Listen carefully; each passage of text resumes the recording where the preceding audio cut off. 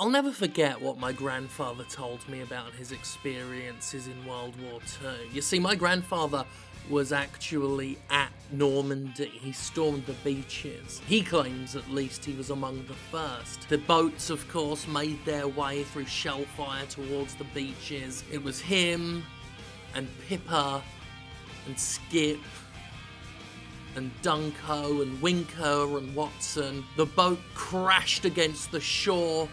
They charged their rifles, leapt out, yelled for victory, and then a giant box fell from the sky. They opened it, and all this cool shit came flooding out, and everyone around stopped and looked and applauded because it was so cool, you guys. Okay, so some people have gotten a hold of Call of Duty WWII early and have been playing it, and they've revealed how loot boxes work in the game. Yes, I know, I've already done a video on loot boxes today. I try to limit myself to one a day, but very much like loot boxes themselves, shitting on loot boxes has proven quite addictive. Plus, I would wait till tomorrow to do this, but I'm going to get a ton of emails. I'm already getting emails about it, and I need the emails to stop, so I'm just going to do the video today. So, in Call of Duty World War II, loot boxes do quite literally drop from the heavens onto the beach of Normandy, so you can open it in front of other players. You see, just like in the real World War II, in real life history, 48 people hang about on Normandy Beach in a social area. That's exactly how WW2 played out, actually. In this PUBG-esque social area, you can open your loot boxes. They fall down, they open up, other people can see what you got. Now, what was that company that had just recently made headlines because it patented something? Came up with some patent where people could see other people's loot, and it would try and encourage them to... Oh yeah, it was Activision! This particular implementation is not that patent, of course. That patent was a lot more insidious and nasty. That was using matchmaking to sell microtransactions by pitting new players against veteran players to try and force the new players to buy stuff. I won't play you the video footage directly. I don't want to have this video taken down by Activision under the grounds of copyright. Activision is quite known for that. If you were to put up a video showing glitches in a new Call of Duty game, there's a good chance that Activision will say, copyright, and have the video taken down, even while leaving other ones up. So anyway, won't show you the footage directly, but I can just point you in the direction of this Reddit post where it was first shown off.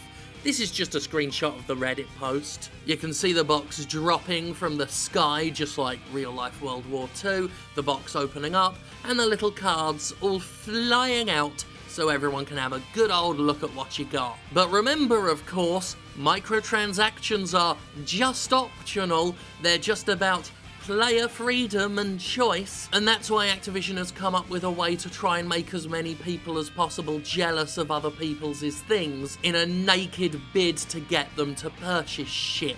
The uploader says that the supply drop will hit the ground, but other players can't steal it, so they can't go over and open it on your behalf and get the shit. But they do say that when you go to your supply drop and open it up, the contents, intangible though they may be to others, are perfectly visible. We've talked many times before on this channel about the haves and the have-nots, which is exactly how microtransactions drive their economies. It's why cosmetics are more important than people who brush them off claim they are, because the best way to make someone envious is to look really, really cool in the game.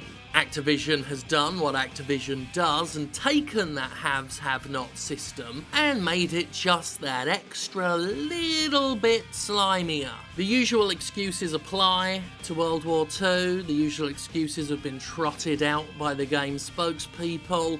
It's just cosmetic options, all that shite. And while this is nowhere near as bad as that patent that Activision had filed, it certainly shows the direction they're going, and it certainly trends with the intention shown within that patent. We're at a point now where publishers don't want to just needle you for money, they want to use you to needle other people for money. It seems that Activision no longer just wants to sell you products, it wants to make you part of the product sale. And in many cases, this has been true of all cosmetic DLC. You turn into a walking commercial, a playable billboard, if you will. With these kinds of moves, Activision is hurrying us along to the logical endpoint of that. I mean, it's bad enough that we have YouTube channels dedicated to opening loot boxes, feeding into this gacha game bullshit. All of it pours fuel into a machine designed to invoke envy among the player base, which I think just really fucking sucks for any game that you play for fun, let alone one that you've paid at least $60, possibly way more for. Playing games to predominantly feel envious of other people isn't why I play games. But Activision already tipped its hand with that pattern and has tipped it even further, well, it's just thrown its cards on the table with World War II here. A game I'm showing no footage of in this video at all, because Activision will seize this video and try to monetize it, and it's bad enough they're gonna get the $60 shell price from me for World War II just so that I can cover it, because people will want to know what I think. Incidentally, you'll only get to see what I think of the single player. I don't play multiplayer because it's for people who do nothing but play COD for years and years and years. The last time I played COD multiplayer was one of the most alienating fucking experiences I've ever had with an online shooter, and I typically like online competitive shooters. I'm not great at them, but I can typically hold my own, yet playing COD now is like just stepping into a pit filled with hornets and acid. But that's the one saving grace for Call of Duty World War II, is that COD multiplayer is such a shitfest and I hate it so much, I won't get to see this horrific shitey loot box crap. So I won that one, Activision.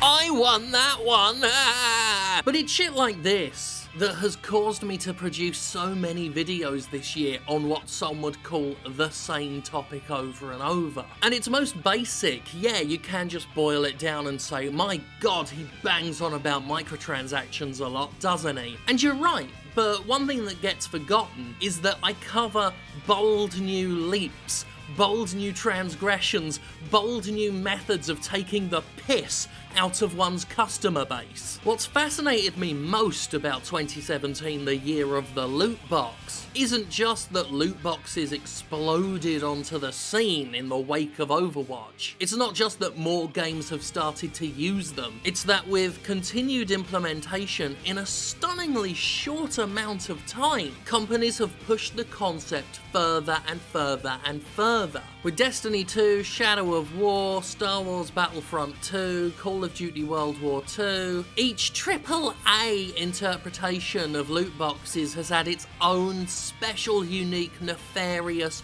pathetic twist. Very much like the concept of the loot box itself. When you open this topic up, you don't know what you're gonna get inside. Although, invariably, very much like with a loot box itself, you'll wind up fucking disappointed with the results. I don't like spending so much of my time on this topic, I really don't. But companies like Activision are innovating ways of taking the piss with their audience, innovating new ways to sell you shit, innovating new ways to turn you as a customer into an advertisement. Oh yeah, let's not bother innovating Call of Duty as a fucking game, let's not bother with that, but we can come up with 1,000 fucking new and unique methods of fleecing you for all you've fucking got. I mean, just what a headline. In Call of Duty WWII, loot boxes drop from the sky onto Normandy Beach and open in front of other players. I think that, as a sentence, just describes the AAA game industry perfectly. That's what it is now. This is how it's defined. Loot boxes drop from the sky onto Normandy Beach so you can open them in front of other people. Can't believe this fucking thing's out in a couple of days. Am I the only one who's completely lost track of when Call of Duty games come out? I still remember when it was a marquee event, when it was a save the date event, but increasingly over the years it's snuck up on me more and more. I suppose that's what happens when you annualize something to death. All I ever know about Call of Duty anymore is that it comes out in November. I realise I've just transitioned from ranting about the loot boxes to just shitting on Call of Duty, but it really has gone to the fucking dogs, and this is coming from someone who stuck it out longer than a lot of people. I don't think it was until Call of Duty Ghosts when I really truly got fucking sick of the series. But it's out in a few days, I'll download it, I'll play it, I'll do a video about it, but I'm not particularly excited about it, even going back to World War II, which just feels desperate in the wake of Battlefield 1. So to summarise, loot boxes drop from the sky onto Normandy Beach so that you can open your loot in front of other players. Fuck Activision, fuck Call of Duty, fuck video games, fuck AAA, fuck it all, fuck this cup of coffee.